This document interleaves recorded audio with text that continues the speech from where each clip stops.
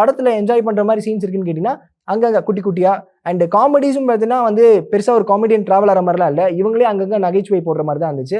இதில் அட்லாஸ்ட் படம் பார்க்கும்போது வந்து என்ன டேக்அவேயாக இருக்கும் அப்படின்னு பார்த்தீங்கன்னா, நமக்கு வந்து எதிரியாக ஒருத்தன் நினச்சிருப்போம், ஆனால் அவன் வந்து அவனுடைய வேலையை பார்த்துட்டு அமைதியாக இருப்பான்.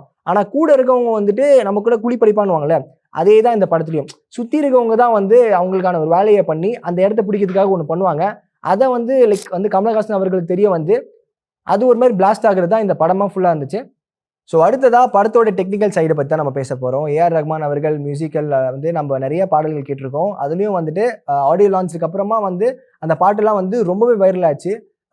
அதில் வந்து இப்போயே ஒரு ஒரு குவாரல் போயிட்டு இருக்குன்னே சொல்லலாம். தீப் பாடல் நல்லா இருக்கா இல்லை சின்மயி பாடல் நல்லா இருக்கா அப்படின்ற ஒரு டிபேட்டே ஒன்று போயிட்டு இருக்கு. அது ஒரு பக்கம் இருக்கட்டுமே, ஆனால் அந்த விண்வெளி நாயகான்னு வந்து கடைசியில் வந்து ஸ்ருதிஹாசன் அவங்களுடைய வாய்ஸில் வரும்போது வந்துட்டு போதும்பா செம்மையாக இருக்குது அப்படின்ற மாதிரி நீங்கள் அதை போய் அதை ஃபீல் பண்ணுவீங்க.